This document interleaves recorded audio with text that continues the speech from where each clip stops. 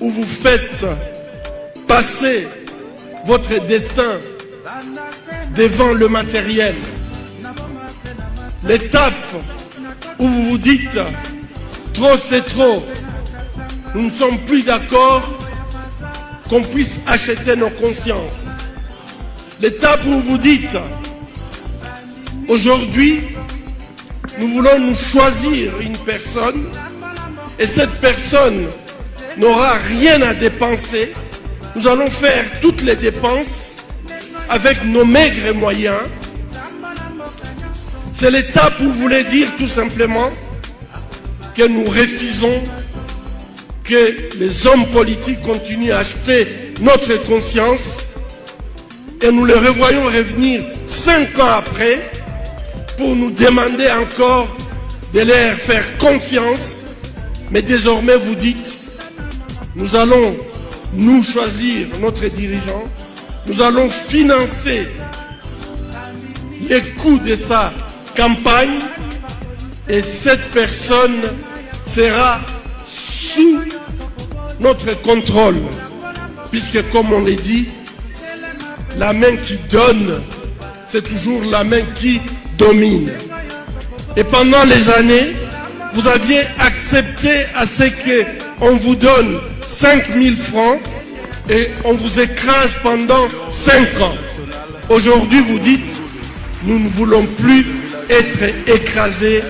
Nous voulons au contraire que nous ayons la personne à qui nous serons capables de dire, c'est nous qui avions financé votre campagne, c'est nous qui avons fait que vous soyez là, et donc vous devez faire notre volonté et pas votre volonté. C'est une étape importante. Pour moi, je considère que vous êtes en train de franchir, passer une étape importante du destin des Congolais. Chers compatriotes, mesdames et messieurs, la liberté a un prix. La liberté a un prix. Et je crois qu'aujourd'hui, vous êtes en train de décider que désormais nous voulons être libres. Et je suis très fier que ici, la majorité est constituée par les femmes. Les femmes qui nous portent. Les femmes qui connaissent la souffrance de la vie humaine. Ces femmes décident qu'elles veulent être libres et qu'elles veulent libérer les hommes, qu'elles veulent libérer leurs enfants. Merci à toutes les femmes ici présentes. Et quand vous étiez en train de donner qui 1000 francs, qui 5 dollars, qui 10 dollars et plus, j'ai regardé et j'avais des larmes aux yeux. Puisque je sais que vous ne donnez pas l'argent de trop, vous ne donnez pas les surplus. Vous donnez le fond de votre caisse. Vous donnez les billets qui vous restent. Mais vous les donnez avec votre cœur, puisque vous voulez vous libérer. Vous voulez être libre. Vous voulez être des femmes qui auront des enfants et elles seront capables de donner l'avenir à leurs enfants. Ces pays, nous avons tout ce qu'il faut pour que les Congolais puissent marcher la tête haute. Aujourd'hui, nous marchons dans une humiliation terrible. Être Congolais. Mesdames et messieurs, je crois que ce que nous sommes en train de vivre aujourd'hui, c'est un tournant important de notre histoire. C'est un tournant très important de notre histoire, puisque je crois que ceux qui ont fait, nous ont volé, ils ont pris des millions de dollars en se disant, nous allons venir redistribuer cet argent et avoir des positions dans le Parlement, dans le gouvernement. Vous êtes en train de leur donner un message très fort. Je voulais vous dire que si la liberté a un prix, il faudrait que vous sachiez que le combat que nous allons mener ça va être une lutte longue, pénible et difficile. On n'aura pas seulement des ennemis intérieurs, on a plein d'ennemis extérieurs. Et aujourd'hui, malheureusement, nos ennemis ne sont pas seulement ceux-là que nous pensons, puisque même des gens qui nous sont proches se portent comme nos ennemis. Et ceci m'amène à dire que nous devons être préparés. Nous devons absolument comprendre que nous allons au front et que l'ennemi est puissant. Ce ne sont pas seulement les Occidentaux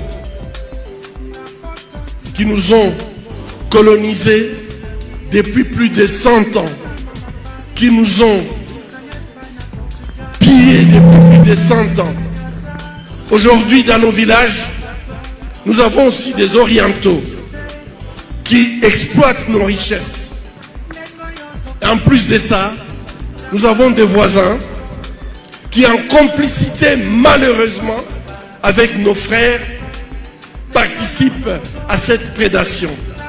Et donc vous comprenez très bien que nous avons d'être soudés, nous avons besoin d'être forts, de comprendre le pourquoi de notre lutte. Mesdames et messieurs, notre histoire est longue. C'est une histoire il y a une histoire de souffrance, de terribles massacres. Ça ne commence pas aujourd'hui. C'est tout à fait une répétition de notre histoire.